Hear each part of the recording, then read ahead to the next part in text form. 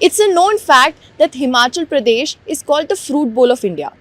From the basic apples and oranges to the exotic fruits like kiwis and now persimmons, you name a fruit and it is grown here. But did you know that the city in Himachal Pradesh is famous for mushrooms? And so much so that it has the title of the Mushroom City of India. Well, this recognition is not new for Solan. It has been known for mushrooms for decades now. And today we are outside the Mushroom Research Center and we're going to go inside, we're going to take you and we'll understand the history of this institute, the kind of research that has been happening here and the varieties of mushrooms that are grown here. If there is one thing after fresh and juicy tomatoes that disappear almost instantly, it's ICAR Directorate of Mushroom Research's training slots in Solan. This is the ground zero of India's mushroom revolution. Mushrooms in Solan were once just a pre-independence experiment. Today, the town is home to the ICAR DMR, India's only institute dedicated to mushroom research and development. The 43-year-old institute conserves germplasm, studies health benefits, and trains farmers from states such as Uttar Pradesh, Bihar, and Odisha on popular varieties like button or oyster mushrooms. They also help farmers get specialization in strains like shiitake and milky mushrooms. But germplasm remains their most prized collection. They say that because of global warming and climate change, the germplasm is getting extinct. Therefore, collecting them is their number one job. So far, the institute has roughly 4,000 germplasms. But what exactly is germplasm? We'll find out. पास लगभग 4,000 mushroom की जो collection हैं, हम लोग हर वर्ष अलग अलग जगह पे इसकी एक्सप्लोरेशन के लिए जाते हैं और मशरूम की कलेक्शन करके उसको इस तरह जैसे आप देख सकते हैं कि अलग अलग जगह से इसकी कलेक्शन की गई है और इसको हर दूसरे तीसरे या छठे महीने तक इसको जो है ना रिकल्चरिंग किया जाता है ताकि इसकी जो है वाइबिलिटी बनी रहे। तो इस तरह ये हमारा एक आप कह सकते हैं कि खजाना है मशरूम के ऊपर और इसको इस्तेमाल करके इसके लिए अलग अलग जो किस्में अलग अलग जो हाइब्रिड जो इसको बनाते हैं। तो लगभग वैरायटी होगी? ये हमारे पास लगभग 4,000 प्लस जो कलेक्शंस हैं। तो हर वर्ष हमारे साथ 200, 250 या 300 के करीब इसमें एडिशन होता है। तो आप बार-बार बोल रहे हैं कि ये कुछ जर्म कलेक्शन है, जर्मप्लाज्म कलेक्शन है। तो एग्जैक्टली ये क्या होता है उसके बारे में थोड़ा अगर सरलता में अगर आप बताएं। जर्मप्लाज्म का मतलब होता है कि जो नेचर में हमारे पास जो मशरूम है, क्योंकि नेचर में तो मशरूम अपने आप से तो कंजर्व नहीं होगा, वो उसका बीज नीचे गिरेगा अगले साल वो उगेगा, लेकिन वो अगले साल उगेगा कि नहीं उगेगा वो डिपेंड करता है कि वहाँ पर उसके लिए क्लाइमेट कैसा है। लेकिन अगर हम उसको कलेक्ट करके यहाँ लेके आएँ और अपने यहाँ कंजर्व करके रखें तो हमारे पास वो एक जर्मप्लाज्म, उसको हम बोलते हैं जर्मप्लाज्म कलेक्शन हो गया। तो उसको हम कभी भी फ्यूचर में कभी भी उसको इस्तेमाल करना होगा तो हमारे पास उसकी कलेक्शन है, हम उसको अच्छे से इस्तेमाल कर सकते हैं।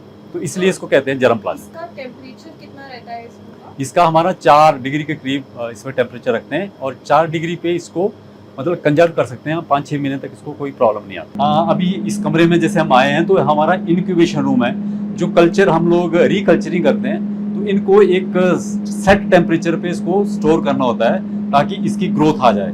तो आप देख सकते हैं कि जैसे इसकी जैसे ग्रोथ हो गई, पूरी ग्रोथ हो गई, उसके बाद फिर जो हमारा जो बगल वाला रूम है जो मैंने आपको पिछली बार दिखाया कि 4 डिग्री सेल्सियस है, तो जब इसकी पूरी ग्रोथ हो जाती है तो उसके बाद हम उस कमरे में इसको शिफ्ट कर देते हैं। तो ये एक्चुअली ये इनक्यूबेशन रूम है, मतलब एक सेट टेम्परेचर चाहिए होता है हर कल्चर को ग्रो होने के लिए। तो उस टेम्परेचर के लिए लगभग 25 डिग्री इसका टेम्परेचर है और यहाँ पर ये इसको रखा जाता है। इसके अलावा हम लोग मशरूम के अलग अलग उत्पाद भी बना रहे हैं। जैसा कि आप देख सकते हैं कि आजकल मार्केट में बहुत प्रचलन है कि लोग मीट को छोड़ना चाहते हैं। तो मशरूम का जो माइसीलियम है, मशरूम माइसीलियम का मतलब होता है कि इसमें इसकी फ्रूट बॉडी नहीं हम बनने देंगे। इसका जो जाला है जिसको माइसीलियम कहते हैं उसको हम लोग एक पर्टिकुलर मीडिया के ऊपर ग्रो करते हैं और जब इसकी एक थिकनेस आ जाती है उस थिकनेस के बाद इसको यूज़ करके इसमें कुछ और इंग्रेडिएंट्स मिलाए जाते हैं और जैसे मीट की जैसा शेप देके इसको मतलब मार्केट में उतारा जा सकता है। हमारे पास ये टेक्नोलॉजी उपलब्ध है और अगर कोई इसको बड़े स्केल पे कमर्शलाइज करना चाहे तो हमारे से वो टेक्नोलॉजी ले सकता है। तो इस तरह हम लोग अलग अलग इसके उत्पाद बनाकर भी लोगों को इसकी टेक्नोलॉजी दे रहे हैं। But these varieties of mushroom aren't just grown out of nowhere. The primary step is to get a good quality spawn, which is like a mushroom seed. The institute produces 60,000 tons of spawns annually, which is supplied to farmers across the country. अभी हम spawn उत्पादन इकाई में पहुंचे हैं। आप देख सकते हैं कि जैसे जो स्पॉन है जिसका बीज बनाया जाता है ये गेहूं के दानों के ऊपर बनाया जाता है। तो जैसा आप देख सकते हैं कि यहाँ पर हम लोग गेहूं को बॉईल कर रहे हैं।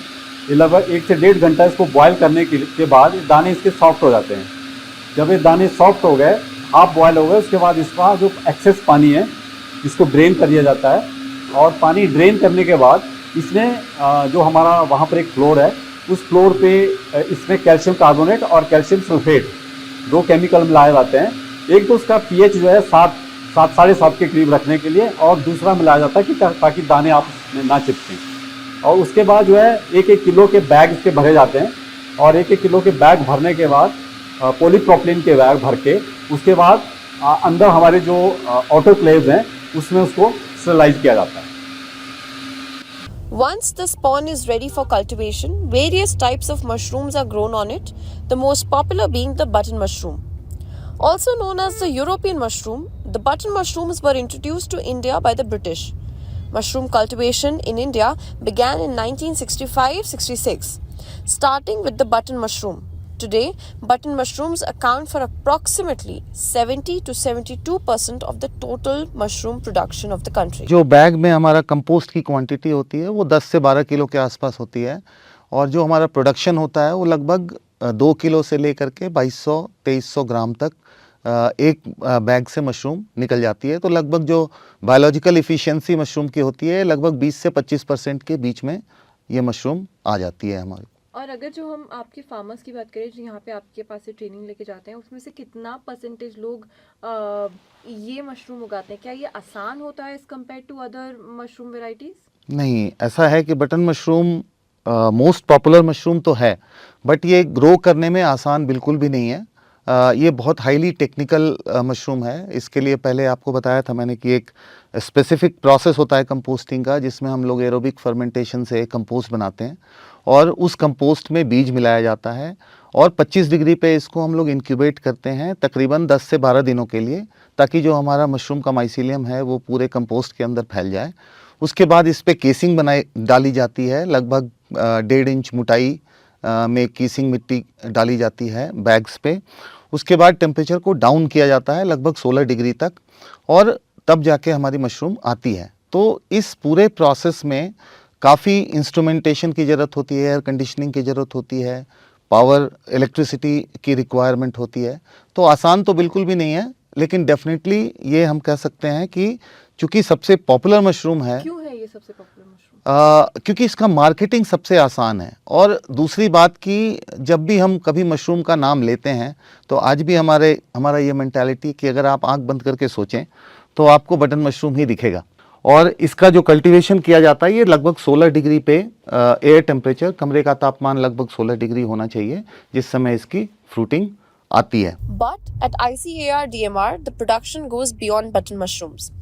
There are multiple varieties which have one too many health benefits, ranging from neural health to fighting infections, and some even are used in anti-cancer drugs. अभी हम आपको दिखा रहे हैं पैडी स्ट्रॉ मशरूम, पराली मशरूम इसको कहते हैं। और ये हमारे देश के जो तटीय इलाके हैं जैसे वेस्ट बंगाल हो गया, उड़ीसा हो गया, आंध्रा हो गया, क्योंकि हमारी तटीय लाइन वेस्ट बंगाल से लेकर गुजरात तक है, तो इसमें ये बड़ी आसानी से उगाया जा सकता है। और इसके लिए जो टेम्परेचर है वो 30+ चाहिए, तो इसको हम बोलते हैं ट्रॉपिकल मशरूम है। और खाने में सबसे बड़ा बहुत टेस्टी है, लेकिन इसकी सबसे बड़ी जो प्रॉब्लम है कि ये इसकी शेल्फ लाइफ बहुत कम है, भंडारण अवधि बहुत कम है। अगर आप इसको सुबह तोड़ें और शाम तक नहीं बिका तो फिर ये ख़राब होने लगता है। लेकिन हमने, क्योंकि यहाँ इस टाइम विंटर सीजन है, लेकिन इस विंटर सीजन में भी हमने इसको उगाया है, क्योंकि ये साइंटिस्ट के अलग अलग ट्रायल होते हैं पूरा साल भर इसको किस तरह कितने टेम्परेचर में उगाया जाए, इसके ऊपर ये कार्य इसका चल रहा है। ये हमारी ढींगरी मशरूम है जिसको ऑयस्टर कहते हैं। ये सबसे ईजीएस्ट जो मशरूम है ग्रो करने के लिए, ये इसको ढींगरी कहते हैं। और इसको जो आम जो एग्रीकल्चर वेस्ट हमारा उसके ऊपर इसको उगाया जाता है। और इसमें कोई खाद बनाने की ज़रूरत नहीं है। जैसे जो तूड़ी है, जो भी एग्रीकल्चर वेस्ट है, इसको आप ट्रीट करिए या गर्म पानी से ट्रीट करिए, और उसके बाद इनको बीज के साथ बैगों में भर दिया जाता है।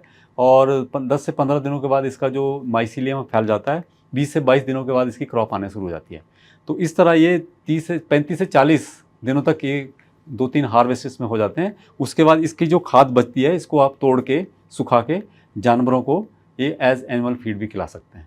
अभी हम देख रहे हैं कि ये इनोकी मशरूम, इसको कहते हैं विंटर मशरूम या फ्लैमुलिना। ये आप देख सकते हैं कि ये हमने तूड़ी के ऊपर उगाई गई है और ये बहुत पॉपुलर है चाइना में। इसको बड़े बड़े होटलों में जैसे सूप वगैरह बनाने के लिए इस्तेमाल करते हैं और इसमें आपकी जो मेमोरी है उसको शार्प करने की पावर है। ये मशरूम देख सकते हैं आप, ये हेरिशियम मशरूम है जिसको लायंस मेन कहा जाता है, कॉमन नेम है इसका।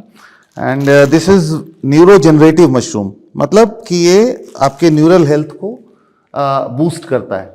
जैसे कि ये जैसे पैरासीटामोल काम करता है उस तरह से ये पेन किलर की तरह से भी काम करता है। प्लस ये आपके नर्व्स को सीडेट करता है, शांत करता है अगर किसी तरह का हेडेक हो रहा है या बॉडी एक हो रहा है, so that helps. And also it regenerates, आपके नर्व्स को रीजनरेट भी करता है। सो न्यूरल हेल्थ के लिए, मेंटल हेल्थ के लिए बहुत ही अच्छा मशरूम ये माना जाता है। ये दूसरा मशरूम है जिसको कि टर्की टेल कहा जाता है या ट्रेमेटिस वर्सिकलर इसका साइंटिफिक नेम है।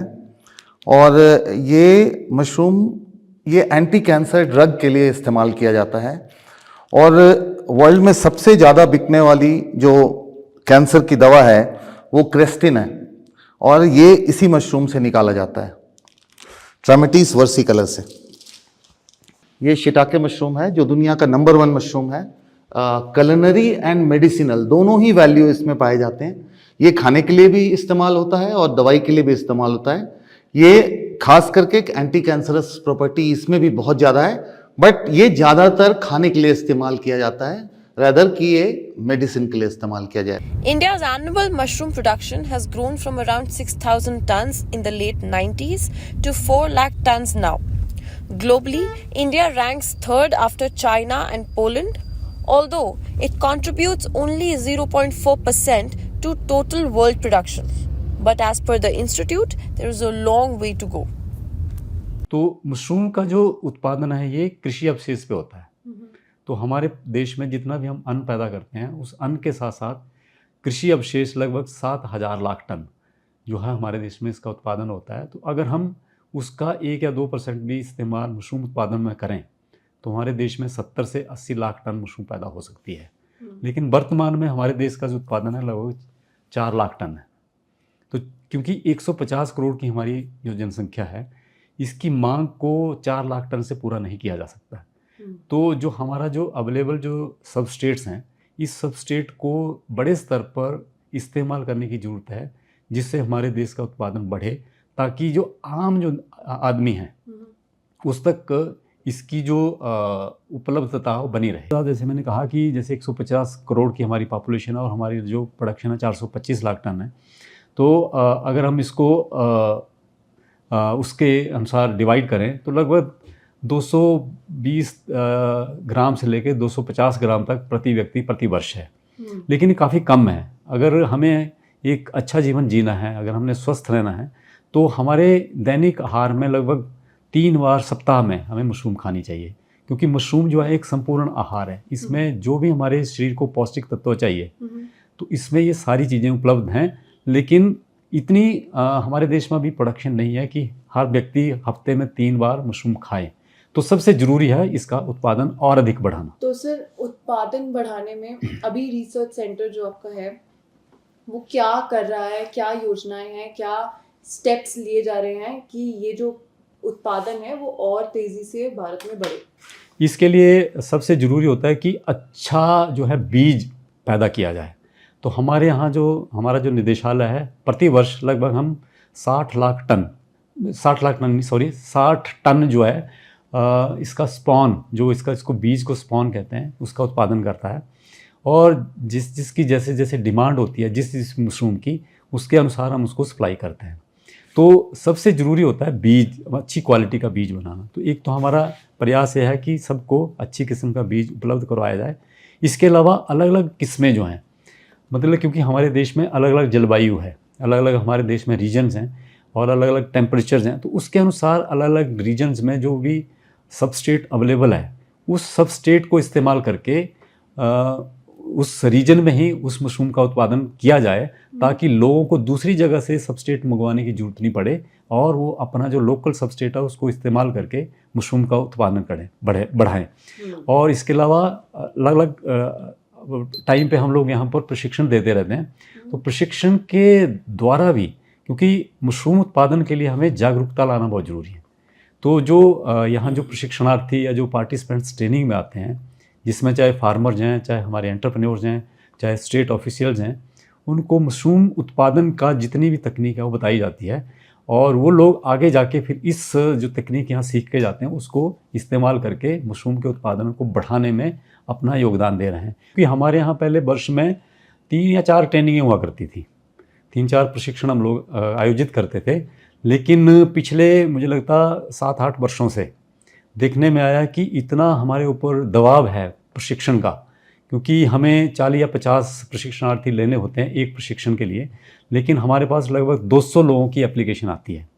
तो इससे आप समझ सकते हैं कि कितना लोगों का इसमें रुझान है और कितना लोग इसके साथ जुड़ना चाहते हैं, जिसमें ऐसा नहीं कि आम किसान है या छोटे जो जिनके पास ज़मीन है, जो पढ़े लिखे लोग हैं, डॉक्टर्स हैं, इंजीनियर्स हैं, चार्टर्ड अकाउंटेंट हैं या जो रिटायर्ड ऑफिशियल्स हैं, वो सारे इस जो मशरूम की जो खेती है इसकी तरफ जुड़ना चाहते हैं, क्योंकि उनको पता है कि मशरूम की खेती घर के अंदर की खेती है। आपके पास अगर छोटा सा भी कोई कमरा है, छोटा सा आपके पास इंफ्रास्ट्रक्चर है, तो उसका इस्तेमाल करके वो मशरूम के साथ जुड़ सकते हैं और मशरूम के अगर उन्होंने मार्केट में नहीं भी उतारने हैं, लेकिन वो अपने खाने लायक तो उसका उत्पादन कर सकते हैं। Well, one thing is clear that Solon and its mushroom research center is not credited enough. So next time if you spot an exotic mushroom variety on a restaurant menu, you know who to thank. This is Shreya Gulati reporting for The Print from Solon.